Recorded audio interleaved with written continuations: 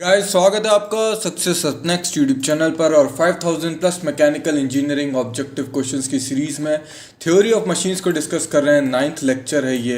Production engineering में हम metal cutting machine tool निपटा चुके हैं, फ्लूइड मैकेनिक्स भी हम कवर कर चुके हैं, इंजीनियरिंग मैकेनिक्स हम जल्दी कवर करेंगे, मतलब इंजीनियरिंग मैकेनिक्स भी कवर कर रहे हैं, जल्दी उसे भी ख़त्म करेंगे। ओके, तो कुछ बातें हम फ्रिक्शन वगैरह की डिस्कस कर लेते हैं। तो मैक्सिमम फ्रिक्शन जो लगता है वो आपका लिमिटिंग फ्रिक्शन होता है, ठीक है। और जो रिजल्टेंट रिएक्शन जो होती है वो नॉर्मल रिएक्शन के साथ जो एंगल बनाती है वो आपका एंगल ऑफ फ्रिक्शन हो जाता है, ठीक है। एंगल ऑफ रिपोज क्या होता है? ये वो एंगल ऑफ इंक्लिनेशन है जहाँ पे बॉडी जो है किसी भी जो है वो मूव करने लग जाती है, मतलब इंक्लाइंड प्लेन से मूव करने लग जाएगी, स्लाइड करने लग जाएगी। मिनिमम फोर्स एक रफ प्लेन पर, मान लो कि इस तरीके से एक रफ प्लेन है और ये इंक्लाइन नहीं है, ठीक है, ये आपका हॉरिजॉन्टल है। इस केस में ये रफ प्लेन पे बॉडी रखी हुई है। अब मान लो कि एक फोर्स लगा रहा हूँ मैं इस तरीके से, पी, ये डायग्राम है इसका, वैसे तो ये यहाँ पे बना ही हुआ है तो फिर क्यों नहीं, ठीक है। तो ये पी फोर्स लगेगा। इस पी फोर्स का जो ये कंपोनेंट है, हॉरिजॉन्टल कंपोनेंट, ये इस बॉडी को पुश करना चाहेगा। ऑन द अदर हैंड इसका जो दूसरा कंपोनेंट होगा पी साइन थीटा, ये एंगल थीटा है, तो वो इसका जो वेट है उसको अपोज करेगा। इसका वेट नीचे लग रहा है, पी साइन थीटा ऊपर लग रहा है, तो पी साइन थीटा, तो W minus P sine theta into mu कर दूंगा तो ये फ्रिक्शनल फोर्स होगा।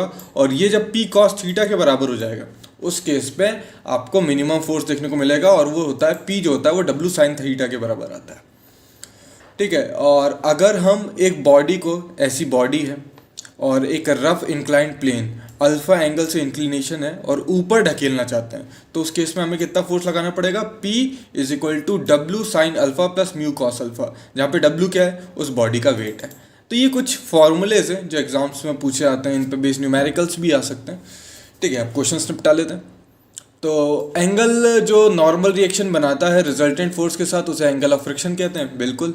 इसके अलावा जहाँ वो इंक्लिनेशन जहाँ पर बॉडी बिगिन करने आती, मूव डाउन द प्लेन, उसे कहते हैं angle of repose. Minimum force कितना लगेगा? अगर एक हॉरिजॉन्टल फोर्स पे हमें एक बॉडी को मूव कराना है, स्लाइड कराना है, तो डब्ल्यू साइन थीटा के बराबर। ओके, एक बॉडी है वो बिगिन करने लगेगी move down the inclined plane, इस इंक्लाइंड प्लेन से नीचे जाने लगेगी। कब? देखो, जैसे जैसे इंक्लिनेशन बढ़ाओगे, आपको पता है जैसे जैसे इंक्लिनेशन बढ़ाओगे ये नीचे जाने की तरफ ज़्यादा टेंड होगी, ठीक है। तो जब ये angle of inclination angle of friction से बड़ा हो जाएगा, ग्रेटर दैन, तब ये नीचे खिसक आएगी, ठीक है। सिंपल सी चीज़ है।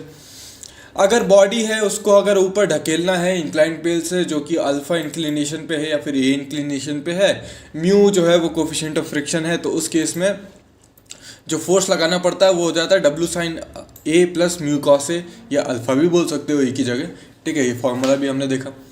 फिर coefficient of the friction is the friction of limiting friction to the normal reaction, तो बिल्कुल। तो लिमिटिंग फ्रिक्शन क्या होता है? म्यू इंटू आर, और नॉर्मल रिएक्शन आर, तो ये क्या हो जाएगा? म्यू, ये हो जाता है टेन, मान लो क्या बोलेंगे, थीटा बोल देंगे या फाइव बोलते हैं, इज इक्वल टू, तो ये टेन थीटा जो होता है वो म्यू के बराबर हो जाता है, इस तरीके से आता है, ओके। और इसको काट देंगे तो क्या आ जाएगा? म्यू ही आ जाएगा ना। तो म्यू क्या होता है? लिमिटिंग फ्रिक्शन और नॉर्मल रिएक्शन का रेशियो। फिर स्क्रू जैक की बात कर लेते हैं। देखो, इस तरीके से होता है स्क्रू जैक का, आगे डायग्राम किया।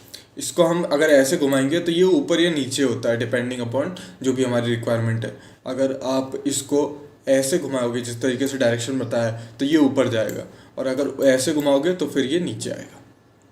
अभी ऊपर नीचे करते क्यों भाई? देखो, इसमें क्या होता है ना कि यहाँ पे मान लो कोई भारी सा लोड रखा है, कार रखी हुई है, इसको घुमाओगे ना तो कार लिफ्ट कर जाएगी, ये काम होता है बेसिकली, अगर सिंपल भाषा में कहूँ तो रेजिंग और लोअरिंग अ लोड, किसी को उठाना हो लोड को या नीचे करना हो, उसके लिए हम यूज़ करते हैं work on the same principle as of the inclined plane. जैसे इंक्लाइंड प्लेन पे जाता है ना, इस तरीके से वर्क करते हैं। अब यहाँ पे प्लेन की जगह हम थ्रेड्स बना देते हैं, ऐसे इंक्लाइंड थ्रेड्स बना देते हैं, ठीक है। The load to be raised और lowered is placed on the head of the square threaded rod and which rotate by the application of effort. तो वो जो डंडा टाइप का निकला वो दिख रहा था, उससे हम एफर्ट लगाते हैं और उससे लिफ्टिंग होती है। अगर हमें लोड को उठाना है तो उस केस में कितना एफर्ट लगाना पड़ेगा? तो उस एफर्ट का फॉर्मूला होता है P is equal to W tan phi plus यहाँ पे अल्फा। यहाँ पे फाई क्या होगा? फाई जो होता है वो फाई जो होता है वो एंगल ऑफ फ्रिक्शन होता है, अल्फा हेलिक्स एंगल होता है। लोअर करना है तो यहाँ पे बीच में नेगेटिव साइन आ जाएगा। एफिशिएंसी का फॉर्मूला क्या होगा, 10 alpha divided by 10 alpha plus phi. और एफिशिएंसी मैक्सिमम कब होगी, इसको डिफरेंशिएट करो अल्फा के टर्म्स में, तो आपकी मैक्सिमम एफिशिएंसी तब आएगी जब अल्फा 45 माइनस 5/2 के बराबर होगा। ये जो सारे फॉर्मूलाज है ना, ये अपने आप में ऑब्जेक्टिव क्वेश्चंस है। ओके, तो इनको याद होना चाहिए आपको। ये मैक्सिमम एफिशिएंसी का जब ये इसमें आप अल्फा की जगह ये रख दो, ये वैल्यू रख दो, तो ये फॉर्मूला इसमें कन्वर्ट हो जाएगा। मैक्सिमम एफिशिएंसी जो आती है वो 1 minus sine phi plus 1 plus sine phi के बराबर आता है। अगर जो एफिशिएंसी है वो लेस देन 50% है तो उस केस में हम उसे कहते हैं सेल्फ लॉकिंग स्क्रू। तो आपसे पूछ सकता है एग्जाम में, इस टाइप से पूछ लेगा कि for the self locking screw the efficiency value less than 50 more than 50, है ना, फिर ऐसे ही कुछ भी बोल लेगा between 60 and 70 none of the above, इस टाइप से क्वेश्चन पूछे जा सकते हैं। मोर देन अगर 50% होगी तो हम उसको कहते हैं ओवरहॉलिंग, ठीक है, उसे कहेंगे ओवरहॉलिंग। और in case of weak threads coefficient of friction, virtual coefficient of friction का फॉर्मूला क्या होता है, μ1 divided by mu cos beta, ठीक है।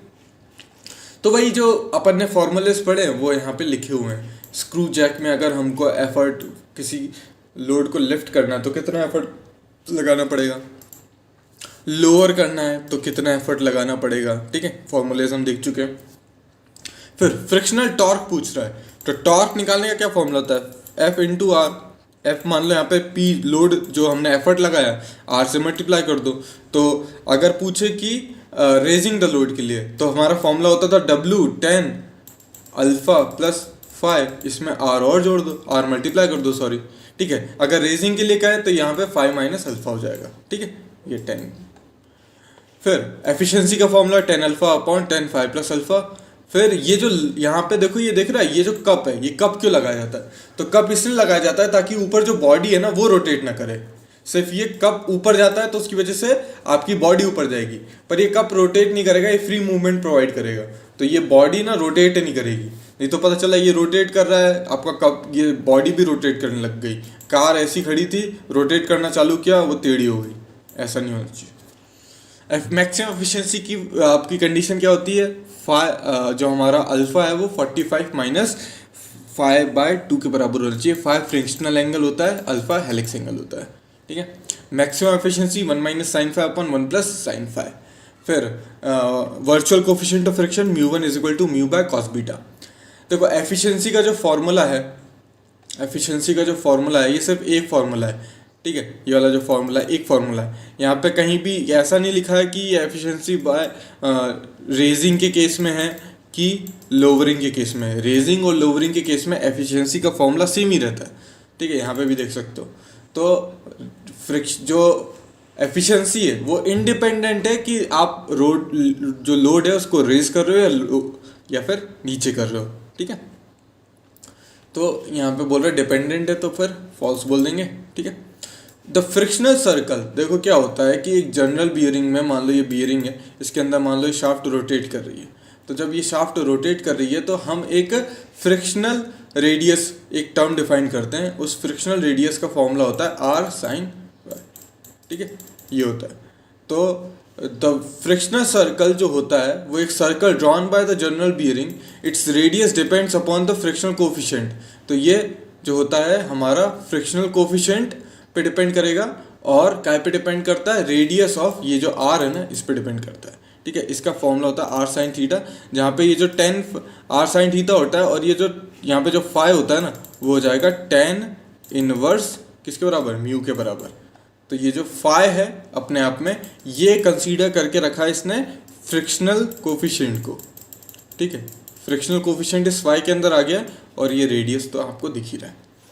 The velocity of the rubbing surface, अब देखो क्या होता है ना कि मान लो एक मैं ऐसी बियरिंग बनाता हूँ, ये देखो इस टाइप से एक बियरिंग, ये फिक्स है, ठीक है। अब इसके ऊपर से एक शाफ्ट आई, इस तरीके से एक शाफ्ट आई, ठीक है, और ये अपनी एक्सिस के अलॉन्ग रोटेट कर रही है। ध्यान से देखना क्या कहना चाह रहा हूँ मैं, ठीक है। अब अगर मैं इसको नीचे से देखूँ तो मुझे कैसा दिखेगा, नीचे से देखूंगा तो मुझे एक सर्कल दिखेगा, ठीक है, और ये जो सर्कल है ये अपने आप में ऐसे रोटेट कर रहा है, ठीक है। अब मैं अगर इस सेंटर से थोड़ा आगे जाते जाऊं, ठीक है, तो हर एक पॉइंट घूम रहा है, ये पॉइंट की वेलोसिटी यहाँ होगी, इस पॉइंट की वेलोसिटी यहाँ होगी, इस पॉइंट की वेलोसिटी यहाँ होगी। अगर मैं आगे वाले पॉइंट को ए का नाम दे दूं, इस वाले पॉइंट को बी का नाम दे दूं, तो ये जो वेलोसिटी है, इस वेलोसिटी से ये जो पॉइंट है हमारा शाफ्ट पर, ये पॉइंट जो है, ये जो पॉइंट है ये रब करेगा, रबिंग एक्शन होगा इस नीचे वाली बियरिंग के साथ, होगा ना। जब ये घूम रही होगी तो इसमें रगड़ खाएगा। अब रगड़ खाने की वेलोसिटी कितनी होगी, ओमेगा आर के बराबर होगी, v is equal to omega, rotational motion है।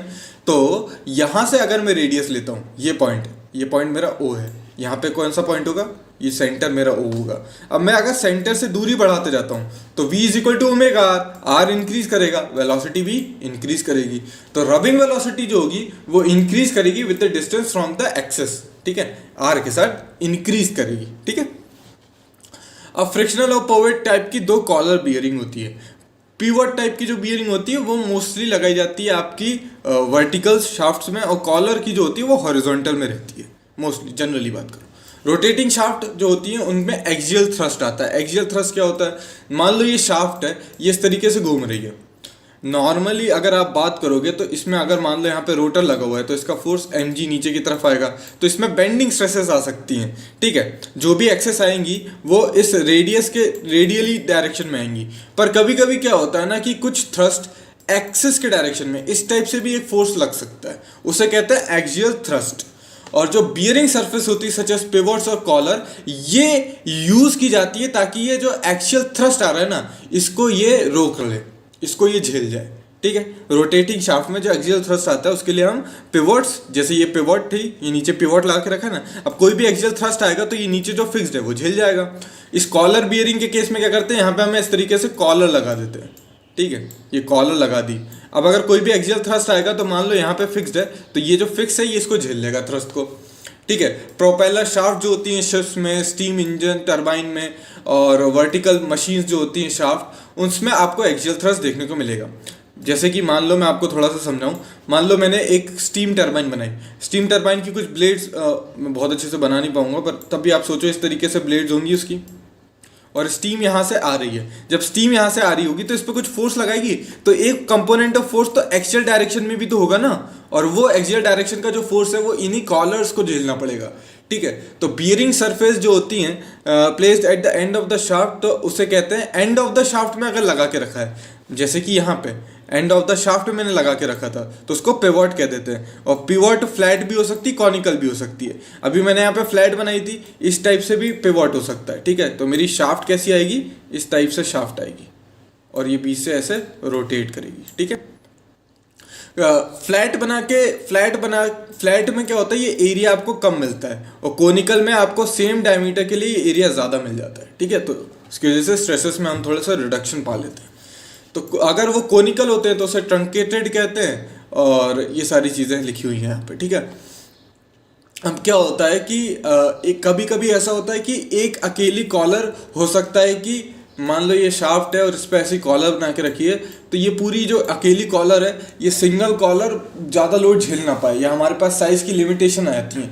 तो हम क्या करते हैं कि मल्टीपल कॉलर्स लगा देते हैं, खूब सारी कॉलर लगा दी और सब मिलके झेल लेंगी वजन, ठीक है। इनिशियली क्या होता है ना कि जैसे मैंने आपको बताया था, यहाँ पे नीचे से मैं अगर देखूँ तो अगर रबिंग एक्शन होगा तो आपको पता है ऊपर वाले पॉइंट की जो वेलोसिटी है वो ज़्यादा है, नीचे वाले की आपकी कम है।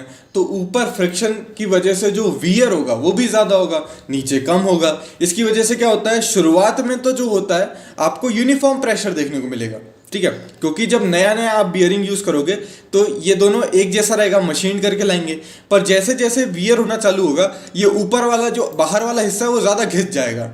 जब ज़्यादा घिस जाएगा तो फिर ये बराबर प्रेशर तो ले नहीं पाएगा, खुद घिस चुका है। तो उस केस में शुरुआत में जो पार्ट है वो यूनिफॉर्म प्रेशर के हिसाब से चलते हैं, और उसके बाद जैसे जैसे बियरिंग होती रहती है फिर हम पहुंच जाते हैं यूनिफॉर्म वियर में। अब कब तक, अब ये वियर कब तक होता रहेगा, ये वियर तब तक होता रहेगा जैसे जैसे कि ये वाला पॉइंट, यहाँ पे जो पॉइंट होगा वो भी, और ये पॉइंट दोनों बराबर से वियर होंगे उस पॉइंट तक। जब तक ये ज़्यादा वियर हो रहा है तब तक वो ज़्यादा वियर होगा, फिर धीरे धीरे उसका वियर होना कम हो जाएगा, और फिर जब सब बराबर आ जाएंगे तो उस केस में हमको यूनिफॉर्म वियर देखने को मिल जाएगा। समझ में आ गया। तो जो शुरुआत में रहता है वो प्रेशर जो रहता है वो रबिंग सरफेस पे यूनिफॉर्मली डिस्ट्रीब्यूटेड रहता है, पर जैसे कि बियरिंग्स ओल्ड हो जाती हैं all parts of rubbing surface will not move with the same velocity से मूव नहीं करेंगे।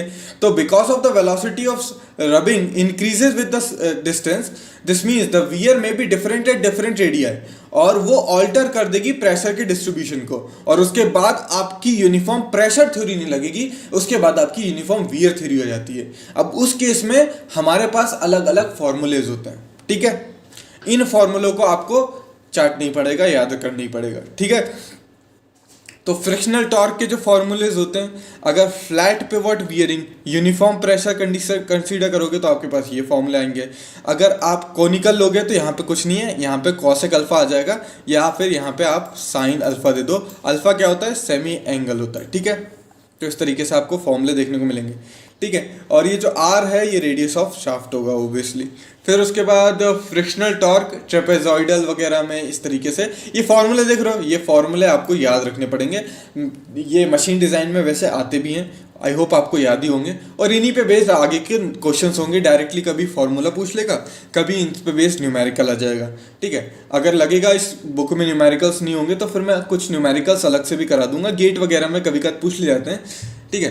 तो ये वाला जैसे फॉर्मूला है ये तो पूछना मुझे नहीं लगता HAL HPCL AE JEE PSU के एग्जाम्स में आएगा।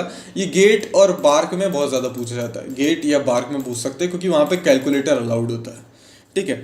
मगर ये वाला जो फॉर्मूलेज है ना, ये फॉर्मूले आपके HPCL HAL वगैरह के एग्जाम्स में इन फॉर्मूले पे बेस्ड क्वेश्चन आ सकता है, इस पे भी बेस्ड आ सकता है, पर ये थोड़े से ज़्यादा ही कैलकुलेशन इन्वॉल्व है तो इसमें उतना ज़्यादा आएगा नहीं, ठीक है। Next, frictional torque transmitted by disc और plate is same as that of collar bearings. ये कुछ पॉइंट्स हैं, इसको याद होने चाहिए। अगर मान लो अगर डिस्क और प्लेट क्लच की बात करें, N1 जो नंबर ऑफ डिस्क हैं वो आपकी ड्राइविंग शाफ्ट में है और N2 जो है वो ड्रिवन शाफ्ट में है, तो number of pair of contact का ये फॉर्मूला है। ये बहुत ही इंपॉर्टेंट फॉर्मूला है, आई होप याद ही होगा, नहीं याद है तो N1 + N2 - 1 होता है। इस पे बेस्ड न्यूमेरिकल बहुत बार पूछ लिया जाता है, ठीक है। सिंपल से पूछ लेगा, बोल देगा कि 7 आपकी ड्राइविंग शाफ्ट में, 6 ड्रिवन शाफ्ट में, तो बताओ कितनी कॉन्टैक्ट में होंगी, तो 6 + 7 - 1 12 आंसर आ जाएगा। Frictional torque transmitted by cone clutch is same as the truncated conical clutch, ये सब ठीक है। वियर जो होता है वो wear in bearing is directly proportional to velocity and pressure, बिल्कुल सही, वेलोसिटी और प्रेशर से प्रोपोर्शनल होगा। और frictional torque in case of flat pivot bearing, flat pivot bearing देखा था हमने, ये फ्लैट पिवट वियरिंग में केस में यूनिफॉर्म किस में पूछा इसने पूछा यूनिफॉर्म प्रेशर के केस में, तो यूनिफॉर्म प्रेशर के केस में आपको देखने को मिल जाएगा, यूनिफॉर्म प्रेशर के केस में 2/3 μWr ये आपका टॉर्क आ जाता है, तो फ्रिक्शनल टॉर्क आ जाएगा। इस टॉर्क में आप ओमेगा मल्टीप्लाई कर दो तो उस केस में आपको पावर भी मिल जाएगी, ठीक है। तो इस तरीके से ये चीज़ें आपको याद रखने पड़ेंगे, फॉर्मूलेज इस केस में याद करने पड़ेंगे। फिलहाल ये वीडियो का एंड है, आशा करता हूँ वीडियो आपको पसंद आएगा। वीडियो पसंद आया तो लाइक कीजिए, चैनल को सब्सक्राइब कर लीजिए, बेल आइकन को प्रेस कर लीजिए और वीडियो को शेयर कीजिए जो भी similar exams AE JEE PSU exams की तैयारी कर रहे हैं। Thanks for watching and as always have a nice day.